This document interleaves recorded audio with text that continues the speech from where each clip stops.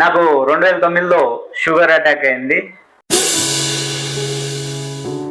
10, 12, 11 సంవత్సరం వరకు 2011లో నార్మల్ వచ్చేసింది.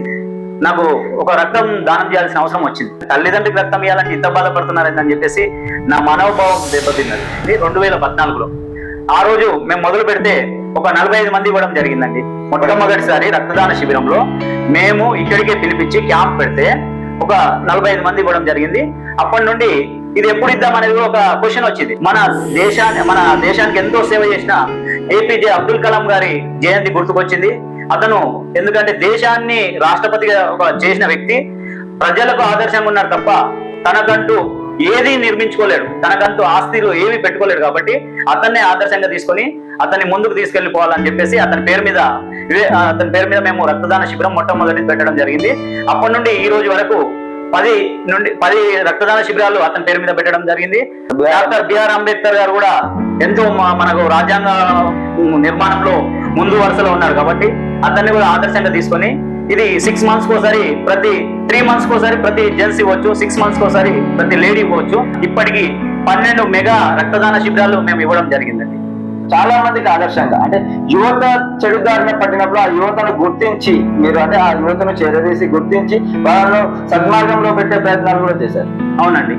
అంటే ఎంతవరకు సాధ్యమైంది అది ఏదైనా చెప్పడం చాలా ఈజీ, చేసి చూపించడం కష్టం. నేను ఆచరిస్తూ ఇతరులను ఆచరించమని చెప్పడం జరుగుతుంది. కాబట్టి నా మాట 10 మంది వింటున్నారు, చాలా మంది ఆచరిస్తున్నారు. అదే విధంగా నన్ను ఆదర్శంగా తీసుకొని చాలా మంది మారిన వాళ్ళు కూడా ఉన్నారు. ఈ స్థాయి ఎక్కడ దాకా అంటే ఢిల్లీ వరకు కూడా తీసుకెళ్ళిందండి ఈ సేవా కార్యక్రమాలు. అక్కడ మన నల్ల రాధాకృష్ణ గారు మాకు ఈ అవార్డు ఇవ్వడం జరిగింది, సేవారత్న అవార్డు.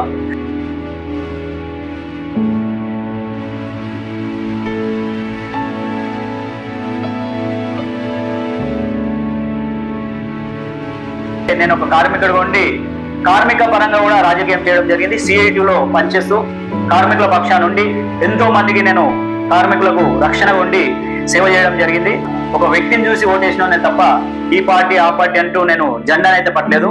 కానీ సందర్భాలు ఏంటో సడన్ గా అనుకోకుండా నేను వార్డ్ నంబర్ చేయాల్సిన పరిస్థితి వచ్చింది. ఒక ఇండిపెండెంట్ వెళ్ళి నేను ప్రప్రథమంగా ఒక 4-5 రోజులు, వారం రోజుల్లోనే నేను ప్రచారం చేసుకొని ఇండిపెండెంట్ గా వార్డ్ నంబర్ గా మా వైఫ్ ని గెలిపించుకోవడం జరిగిందండి మొట్టమొదటిసారిగా. వాస్తవానికి నేను కార్మికుడిగా 27 సంవత్సరాలు కంపెనీలో సేవ చేసినాను. నా సేవకు తగ్గట్టుగా వాళ్ళు ప్రతిఫలం కూడా ఇస్తూ వచ్చారు జీతంగా.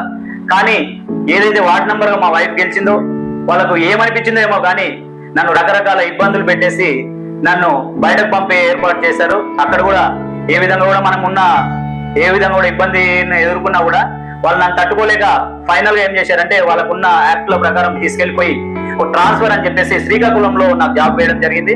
అక్కడికి వెళ్ళలేని పరిస్థితిలో వాళ్ళు రకరకాల లెటర్లు పెట్టేసి నన్ను కంపెనీ నుండి కూడా తీసేస్తున్నాను అన్నట్టుగా లెటర్లు వేశారు. దాని మీద కూడా నేను న్యాయ పోరాటం కూడా చేస్తున్నాను. ఎందుకంటే న్యాయం అన్నది ఇవాళ కాకుండా రేపు కాకుండా ఎల్లుండి నెగ్గుతుంది తప్పకుండా. న్యాయ పోరాటంలో నేను న్యాయస్థానాన్ని మాత్రం నమ్ముతున్నాను. న్యాయం ఎప్పుడైనా గెలుస్తుందని చెప్పేసి అందుకే నేను న్యాయ పోరాటంగా ఒక కేసు కూడా వేసి, కార్మికుల తరఫున కేసు కూడా వేసి నేను కార్మికుడిగా పోరాటం చేస్తున్నాను. తప్పకుండా అందులో విజయం సాధిస్తానండి. మా నియోజకవర్గంలో చూసుకున్నా మైపాల్ రెడ్డి గారు గత 2 సంవత్సరాలు అంటే ఇప్పుడు 3వ గెలవడం. అంటే మీరు మీ సామాజిక వర్గం రెడ్డి సామాజిక వర్గం కాబట్టి మైపాల్ రెడ్డితో కలిసి పనిచేస్తే మీకు మంచి భవిష్యత్తు ఉండేదేమో. నేను న్యాయంగా ఉండేవాడిని, ధర్మంగా ఉండేవాడిని. ఎక్కడ అన్యాయానికి అధర్మానికి పాల్పడకుండా ముందుకెళ్లే వ్యక్తిని. నాకే అన్యాయం జరిగితే చేయని వ్యక్తి. ఎన్నో అన్యాయాలు చేసే వాళ్ళకి ఇంకేం చేస్తారు? అన్యాయం చేస్తూనే జనరల్ గా రక్షించాలని చూస్తుంటారు. మరి నేను న్యాయంగా ఉన్నానే, నాకే న్యాయం జరగలేదు. కాబట్టి నేను రెడ్డి సామాజిక వర్గం కంటే కూడా వ్యక్తిని నమ్ముతాను, న్యాయంగా ఉన్న వ్యక్తిని నమ్ముతానని చెప్పి మరోసారి చెప్తూ, అందుకే నీలం మదన్న చేసే కార్యక్రమాలు నచ్చి నీలం మదన్ అనుకుంటున్నా. మదన్ అనేటైనా నాకన్నా ఏజ్ లో చిన్న అయినా కూడా ఆయన చేసే సేవా కార్యక్రమాల వల్ల ఆయనకు ఒక పేరు ఎట్లా వచ్చిందంటే నేను కూడా ఎక్కడ వెళ్ళినా అన్న నమస్తేనే మదన్న అంటగలరు తప్ప తమ్ముడాన్ని కానీ లేకపోతే మధు అని కానీ పిలువను, మదన్నానే పిలుస్తా.